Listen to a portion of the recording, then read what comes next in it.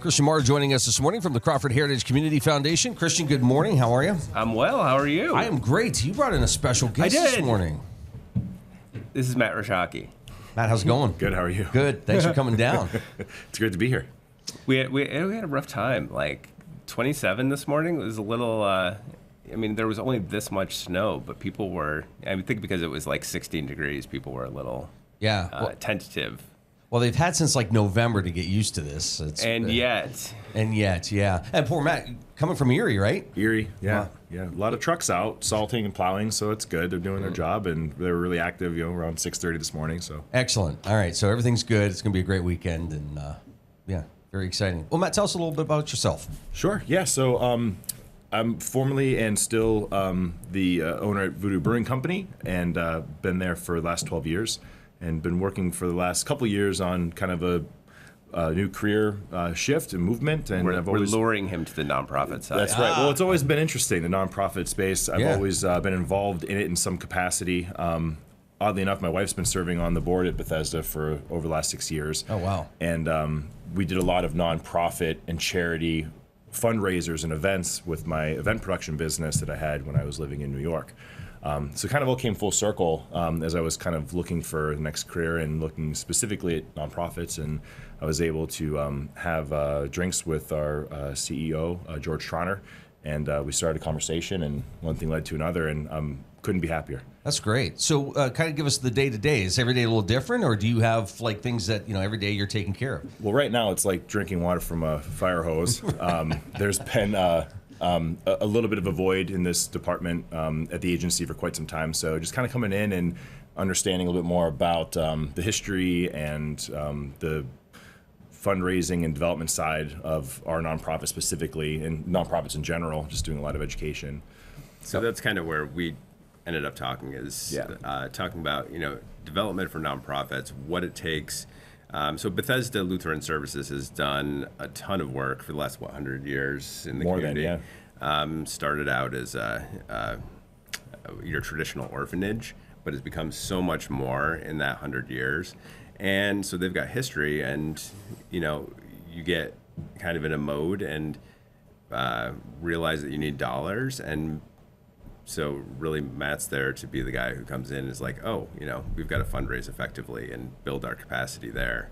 So I give props to George for, hiring somebody who's going to, take that bull by the horns. Yeah, and Matt, I know you a little bit from other things you're involved with, but this is a different kind of beast, isn't it? Like there's a lot to it. For sure. Yeah, I mean, and I have to admit, it's a great combination of all the things that most people love, right? Human interaction, communication, fostering relationships, being engaged in your community and doing outreach. And having a job where you're making a difference in the community, certainly. And that probably more than anything, knowing that you're serving youth and families. I mean, Bethesda, over 8,000 per year. It's a very large impact, and there's so much more we could do. Yeah, and that's what I didn't kind of realize. It's been a while since I've been really drawn into Bethesda's mission. I mean, we work with, at the Community Foundation, about 200 different organizations locally. So I know a little bit about a lot of them, but it's really helpful for us to kind of learn like all the things that have happened. And so for them, they're,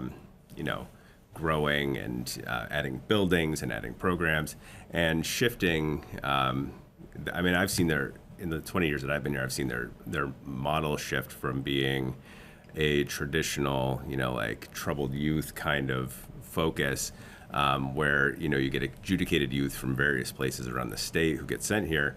And people still, I think, have that idea that that's what you do. But as we've discussed, like that's changed a lot. Substantially, and that's been a common theme as I'm getting out in the community and getting engaged with my social circles and some of the supporters of Bethesda, and those that maybe haven't supported in a long time, maybe before COVID, and just really kind of ensuring that it's communicated with what exactly we do. With all of that, how did you even get started trying to just understand everything? Because I'm sure there was a lot to it, right? And there still is. There's a lot I'm learning on a daily basis. Because you're how long into this? A little over 2 months. Okay. Wow. So I'm sure like every day somebody comes by and says, we got to be thinking about this. Oh, okay, yeah. Yeah, that's new. That's new, yeah. Well, there's always something new. And what's great about our leadership is they're innovating and creating new opportunities for programs and development to support the needs of our community. There's a lot of really innovative things happening that don't exist anywhere in the state. So that's something you're constantly figuring out. Okay, this is what's going on in the background, and you know things that are in development. It's exciting. Hey, Christian, for you, same thing. You've been doing this for how long? 55 years? Just about. Just about. And you work with an organization, but you're always learning about something that they're doing. Well, yeah, we talked, and I was like, oh, by the way, we also manage your endowment, and here's all the details about it. Not much has happened to it. It was their endowment, I think, was either our first or second organizational endowment. Like it preceded me 55 years ago when I came to the foundation. Right. And so I'm like, there's definitely ways that both organizations can support each other's goals.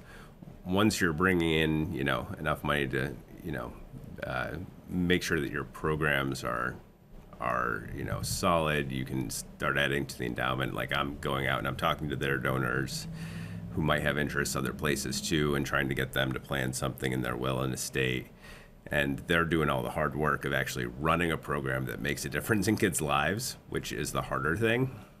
Well, Matt, how important is the outreach part? Sitting down with Christian and saying, "Hey, this is what we have," or this is what we'd like to do with you. I mean, what? It's the most important work that we do right now, just because of the fact that I think there's a misconception of what we do, and I think just fundamentally understanding what an organization does is probably paramount to anything else, because from that you get to understand more about your community and what the needs are, and then ultimately what people feel they want to support. At the end of the day, charitable giving is a gift, and it's something that has to come from someplace that has meaning. And you can't tie those two things together unless you really understand, what a nonprofit or an organization does.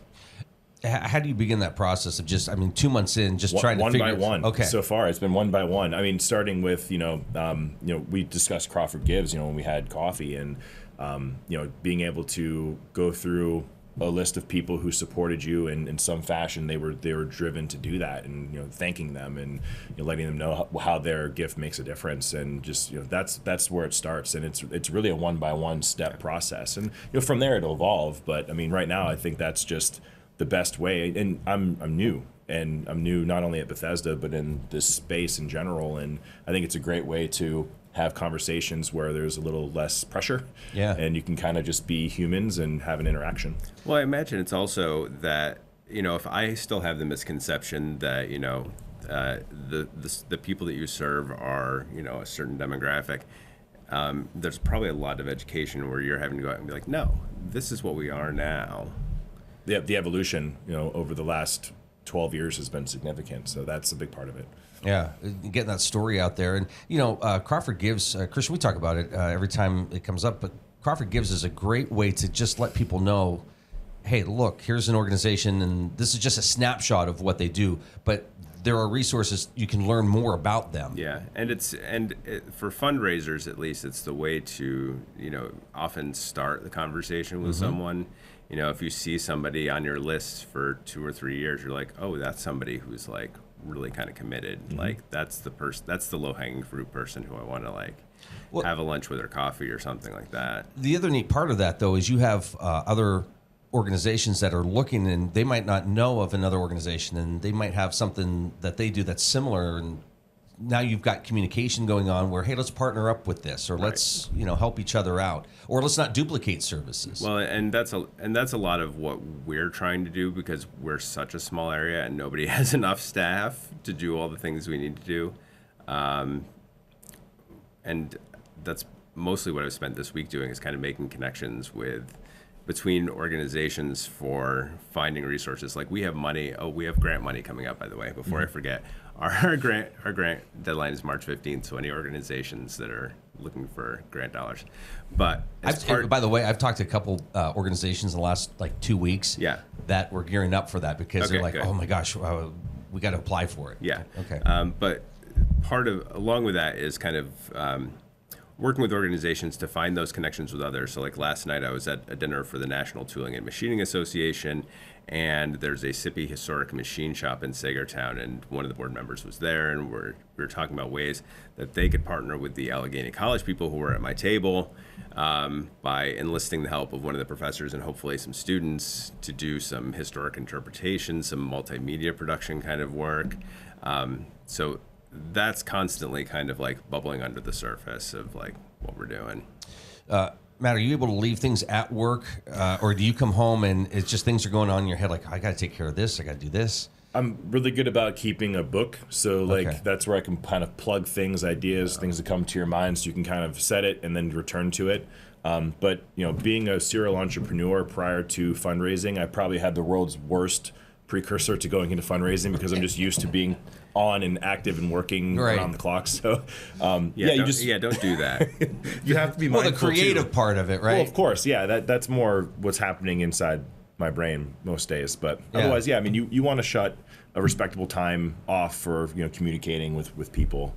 So Yeah. So I think what you guys, going back to like what you do, like there are a lot of kids who need just that little bit of extra support in our community, and you guys are kind of there for that. What kinds of interventions and things are you doing to work with that population? So in that specifically, and that was funny, I was having lunch the other day with someone who described it in a way that I thought was really an interesting approach to it. It's like, you look at like our school system in general, you've got like the 95% of the students that are going to operate well in that space. They're able to acclimate and work and learn in that setting. Then you've got the 5%, or maybe even smaller than 5%, that maybe need a little something extra, a little something different. And that's a big part of several of our programs where they'll step in.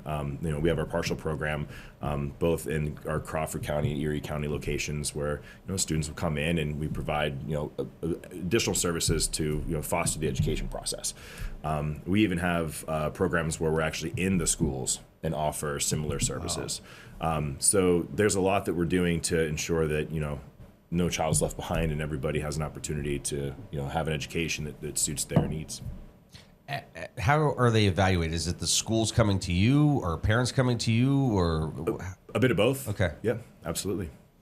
And then what's that process like? Is it just a couple meetings? How does the organization get involved with a student? Well, generally, at some point, you have to have the state get involved and say, yeah, this is something that we're going to support and ensure, because there is a financial support for them too. It doesn't inherently go towards our infrastructure or innovating new programs or anything like that, but just to ensure that they're qualified to enter into these programs. So it's generally that's the process that ultimately comes from the state. So when it comes to fundraising efforts, what are all the areas that you could fundraise for? I mean, it sounds like there's quite a variety. I mean, every one of our programs needs fundraising specifically. Okay. And generally speaking, we've had kind of like a Promising Futures Fund, which is a all-encompassing kind of blanketed funding initiative. We also will do periodical, capital campaigns and different things through the church synods, because we're a Lutheran Services organization. But at the end of the day, we're taking some more hyper-local approach to some of our fundraising. So one of the biggest things we're doing right now is our CEO, George Tronner, and our COO, Jared Rimmler, are going to climb Mount Kilimanjaro in July. Wow. And they're going to climb this mountain as a fundraiser. Yeah, he said no. I think we you have should a spot go. open. Don't you think, just to document everything? Yeah, altitude sickness, man. I couldn't do it. They do say that's the biggest concern is the altitude sickness, but a lot of folks from the hospital did it, and I've got friends who did it a few years ago. Right. It's I give a lot of credit to them, but that sounds like it's a lot of work. We were at Mount Rainier over the summer, and when we got back, Amy was not feeling great. But so that's coming up. It is. So we're, it's one of the largest fundraising efforts and goals we've set for ourselves, especially as a agency that hasn't historically done a lot of fundraising or specific program fundraising.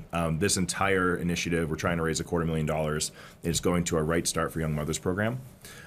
So it's very hyper-specific initiative. And I think that's going to be something we'll do moving forward, is find programs that really need support and try to do campaigns around that. So we're doing a kickoff event at Ascend Erie. Thank you. I wanted to... Which is, we partnered with, they're on State Street, just a couple blocks from the Voodoo Brewery there. And they're donating the space and complimentary rock climbing. Wow. And we're going to have it catered by our ILP Snack Shack truck, which is also out of one of our Erie centers. So it's going to be on March 20th, which is a Thursday, from 5 to 8 at the Ascend Erie. So people should call you for that.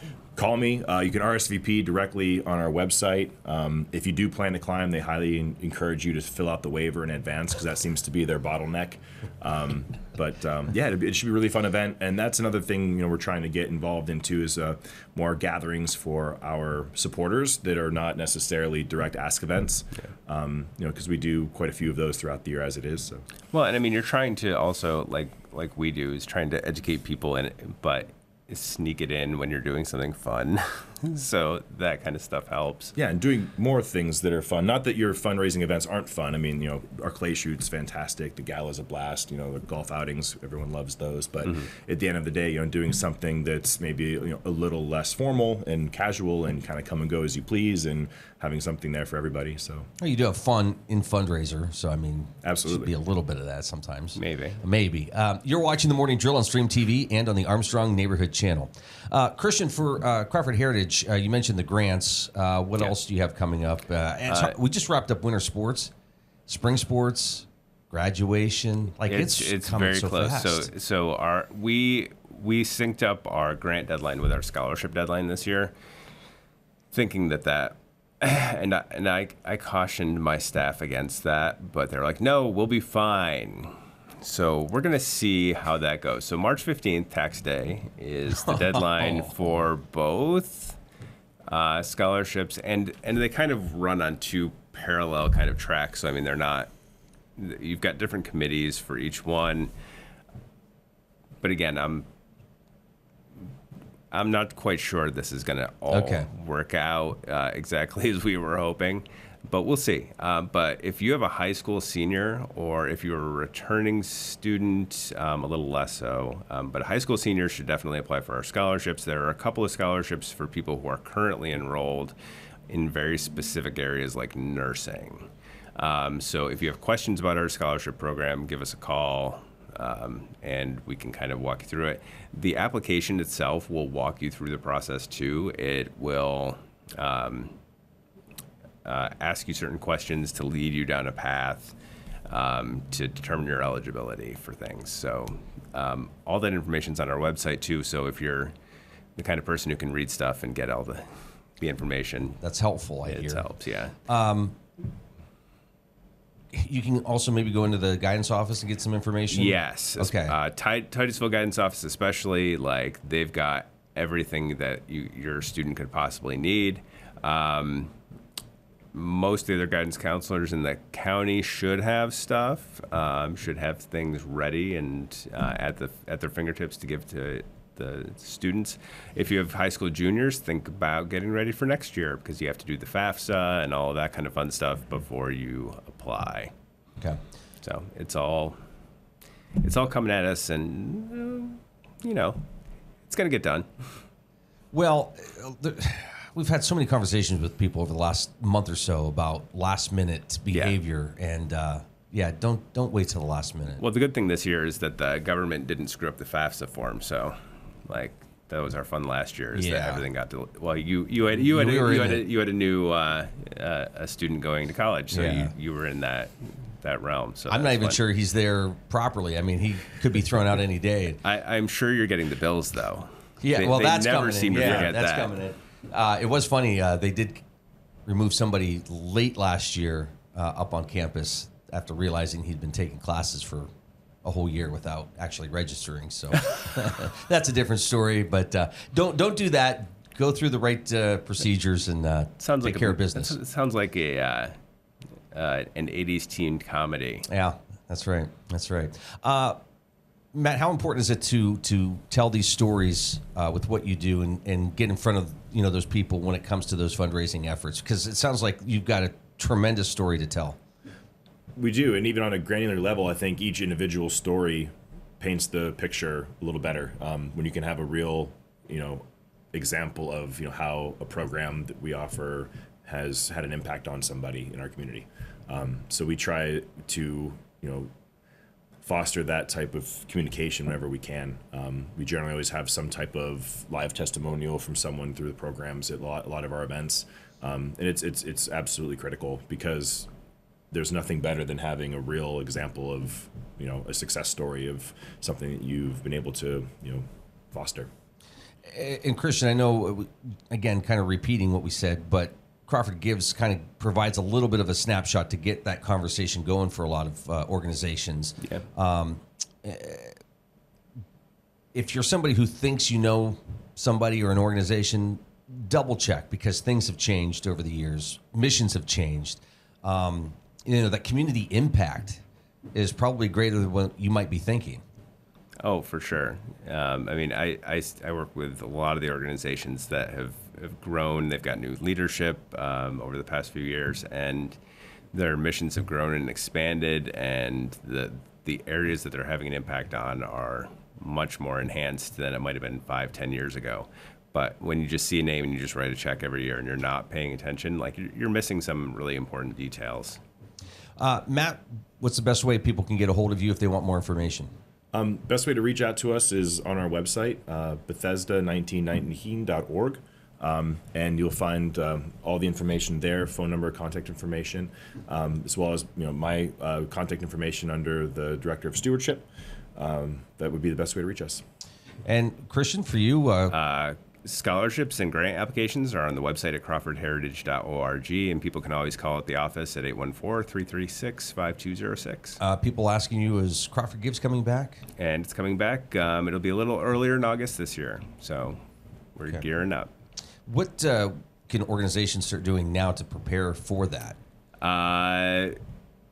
Start working on promotional materials. Start pulling together your story, what your narrative is for your ask, and if you can do postcards, brochures, letters to your donors, video is pretty cool. Mm-hmm. And something that I'm pushing people to do. Anything that kind of engages people a little more, gets your story out there. All right. Christian? But we've got lots of materials. Good to see you. Thanks for your time this morning. Thank you.